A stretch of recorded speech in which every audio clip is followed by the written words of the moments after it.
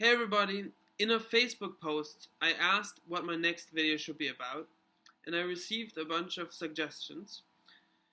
Here are a few suggestions that I will try to integrate in this video. Astral projection, jazz, vegan diet, does original thought actually exist? The importance of bees, and share music festival. I'm going to try to tie these 6 subjects together. I'm going to start with astral projection. Astral projection is the phenomena of leaving one's body.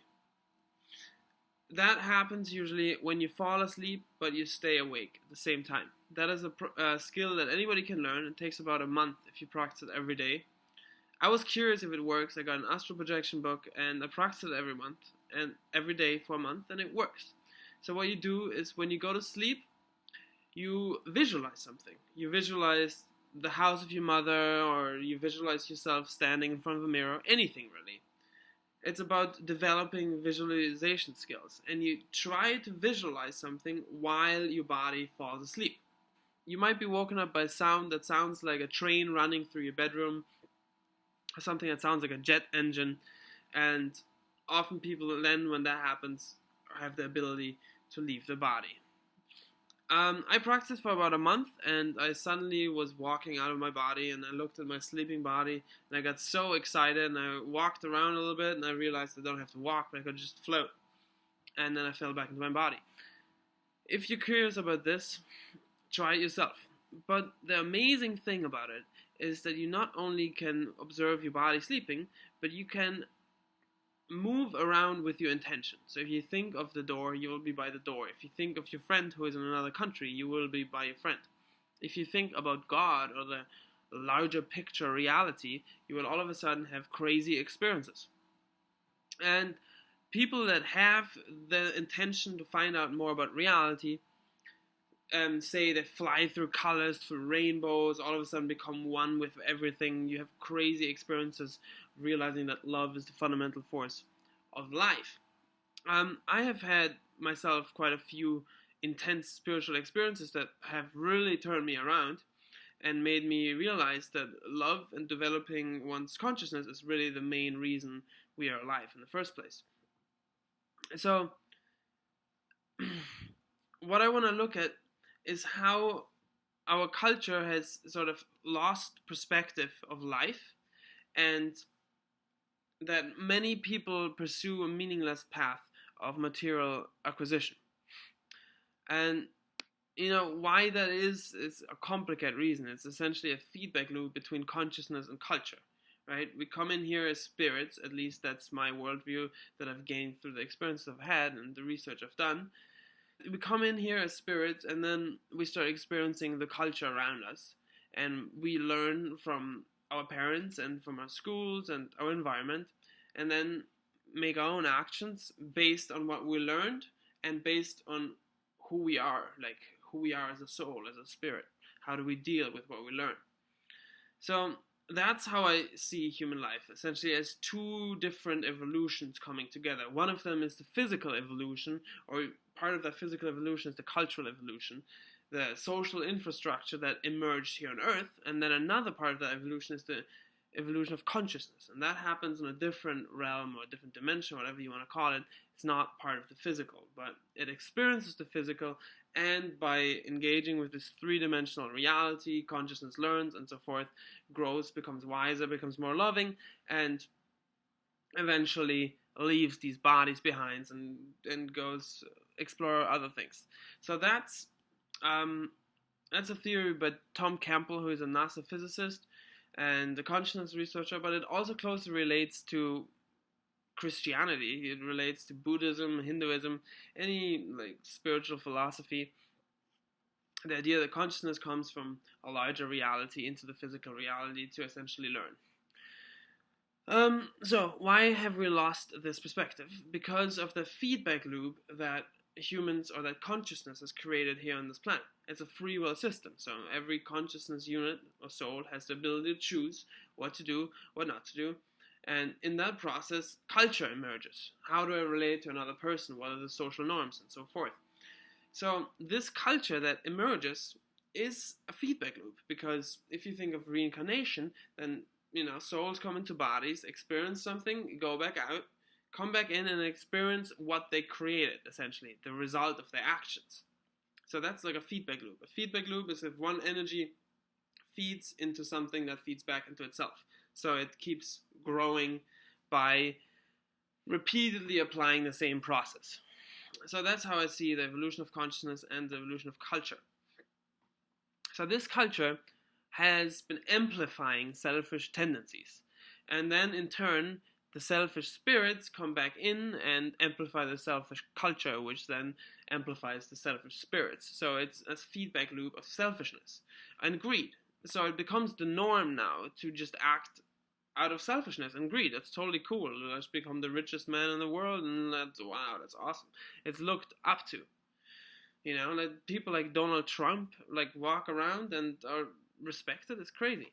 That's just one example, but it is part of our culture now to maximize personal profit. And in this process, we are destroying the planet. If you look at any ecosystem, it has been affected by industrial civilization.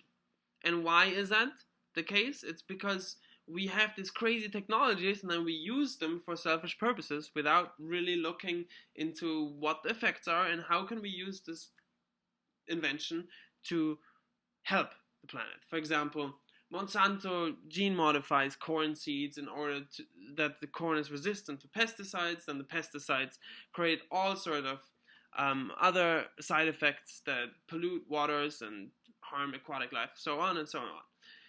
And this effect is also manifesting itself in the bee population. Bees are dying all over the planet because of our activity, because of crazy industrial growth. And some of these bees are dying because of pesticides. And we are spraying our fields with pesticides so that we can make the most money with our fields, with our crops. And then the pesticides is a good solution to keep pests out of the fields, but that kills off the bees. So it has side effects that we don't predict. Because selfishness is a divisive tendency. So the desire to maximize profit everywhere is destructive, inherently. You can't be maximizing profit all the time without destroying your environment, because your environment doesn't have an inherent value if you look at it from the perspective of capitalism. Only things that are in demand have value. So rainforest has value in the sense that you can sell the wood to a furniture company, but capitalism does not take into consideration that the air the rainforest produces is way more valuable than the wood the furniture company buys, because without air we can breathe, we can live, and we can't even do anything. So the system is flawed because we've lost touch with what the purpose of life is. So now I covered astral projection and importance of bees. Well, it's not really the importance, but I said why bees are dying. And why are they important? Because they go from flower to flower, pollinate flowers, and allow plants to produce seeds. Without bees, a lot of crops couldn't be grown, and a lot of our food supply would not be possible. Now I want to talk about a vegan diet. A vegan diet, I think, ties into all of this because it is the most direct action that you can take to undermine a destructive system. 51% of carbon emissions is created by animal farming. So that's not a very known fact because the dairy and meat industry really don't want you to know that. But it's the case. So if you become vegan, you instantly make a statement. I'm not contributing to this insane consumption. It takes what? Like an absurd amount of water and energy to produce a pound of meat. And then you can go into that and, do we really need meat? I've been vegan. I have lots of vegan friends. It works fine. You get enough protein as long as you eat some nuts and some seeds and have some good kale and, take care of your diet. Eat healthy food. It'll be great. Then another thing I want to talk about is Share Music Festival. Share Music Festival, I think, is a festival that tries to use music to bring like-minded people together and show that this new emerging culture, it creates a tremendous amount of happiness and collective energy that people love. That was not a very good sentence, but you get the point. Sorry, I'm talking so fast. I'm just trying to like get in as much information as possible.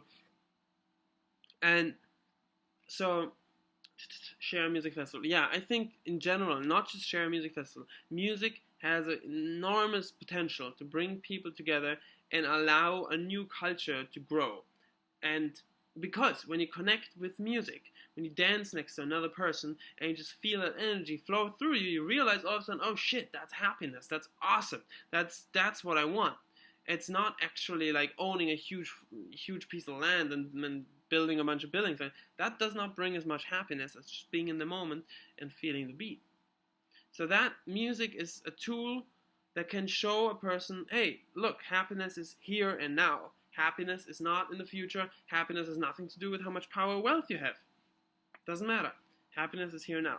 And music is a friendly reminder of that fact. So, in that sense, music can bring us back to the purpose of life. And that purpose of life is to be here now and to be happy and to be loving and sharing with others. I covered everything. Oh, is this a truly original thought? No, not at all. I don't think there is original thought, really. I think thought is more like anything else. It builds on top of layers. Oh, somebody commented lasagna on my video. So, original thought or theories in general are more like lasagna. You have different levels of pasta and sauce and cheese that layer higher.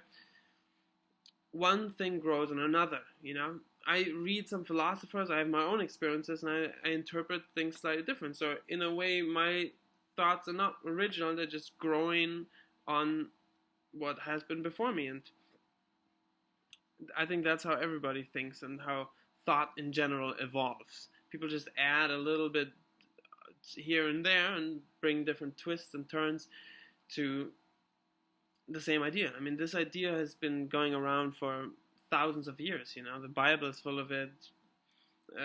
Buddha preached it, and Hindu scriptures, and so forth. Anyway, this was a really fast video, but I hope you enjoyed it. Stop by next week. I'm going to make another one. Leave some comments. Tell me what to talk about, and I'll try to do this again every Monday. Bye.